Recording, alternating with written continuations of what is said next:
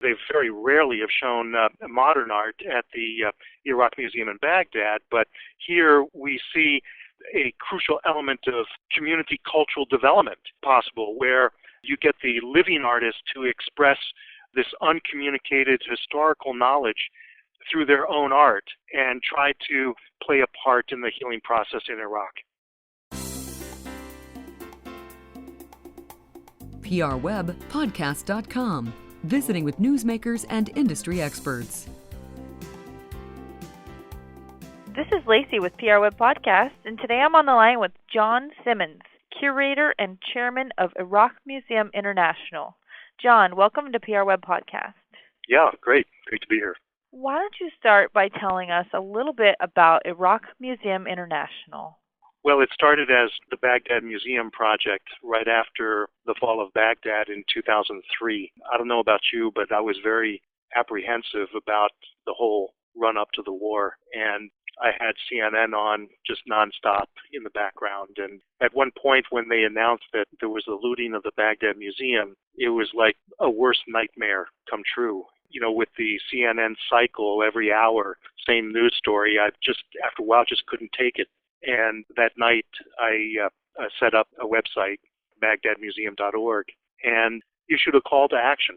Had a public, open letter calling for some kind of organization of an effort to retrieve these objects and keep alive in the minds of everyone the kind of culture that these objects represented. And within 3 days, we were getting thousands and thousands of emails from all around the world, people protesting the whole looting, all the facts surrounding it.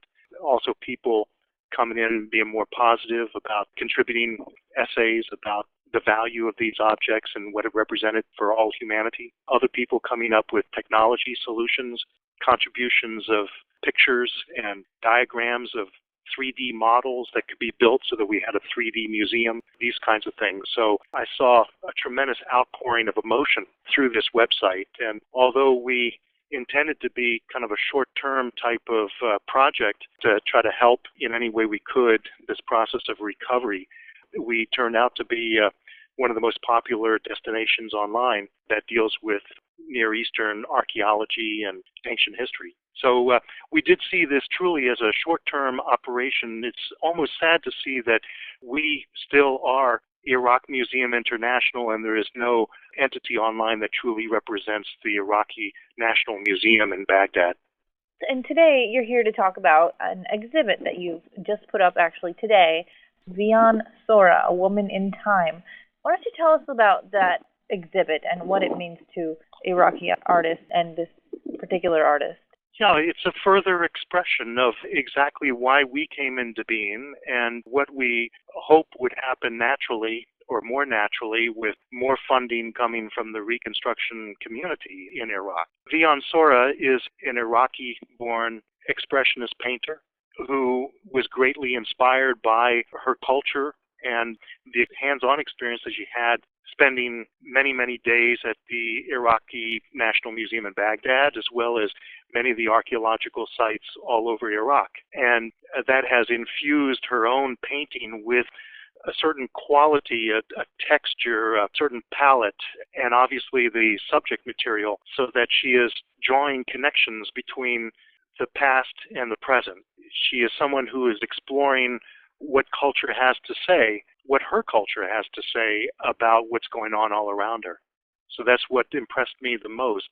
And so for an entity like Iraq Museum International to bring in modern artists is a little bit going against the grain, if you will, because they've never shown, or they very rarely have shown modern art at the Iraq Museum in Baghdad. But here we see a crucial element of community cultural development possible, where you get the living artist to express this uncommunicated historical knowledge through their own art and try to play a part in the healing process in Iraq. And I would think that a platform like this is very important, not only for artists and citizens living in Iraq, but it's also a very important platform for Iraqis who are living outside of Iraq. And so that's important to talk about as well. Absolutely. Well, yeah, you've hit on a very interesting subject there in terms of the expats and the people who are living in America who have become Americans, who are originally from Iraq and yet have a certain longing for the well-being of their homeland. And they stay in touch. They want to go back.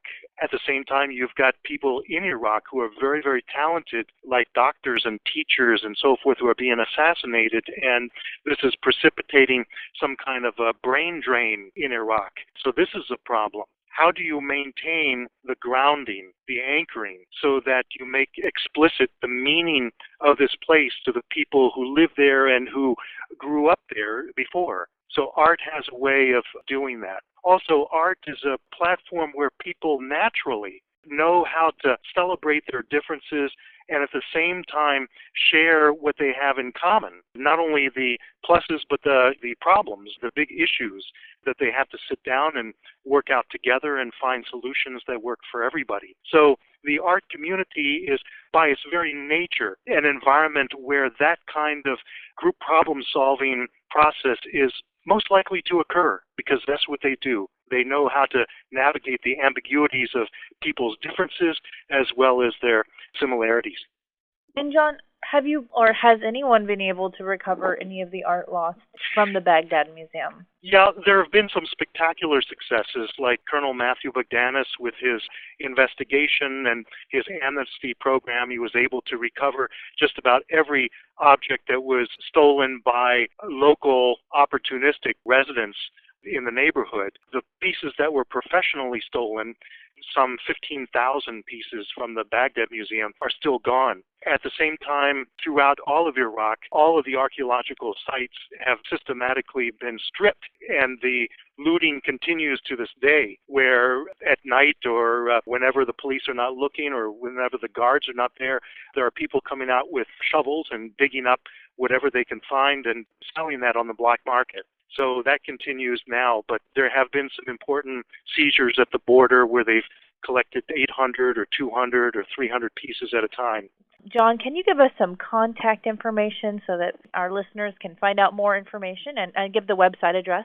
Absolutely. We're easy to remember. It's BaghdadMuseum.org. And when you go there, you'll see right on the home page the invitation into the gallery with Vian Sora's work. So we invite you. And then, by the way, a lot of this is presented in Arabic as well as the Kurdish dialects and in other languages as well. John Simmons, it was a pleasure speaking with you here today. Thank you for coming on our show. We look forward to hearing more from you again very soon. Well, you're most welcome. Thank you so much.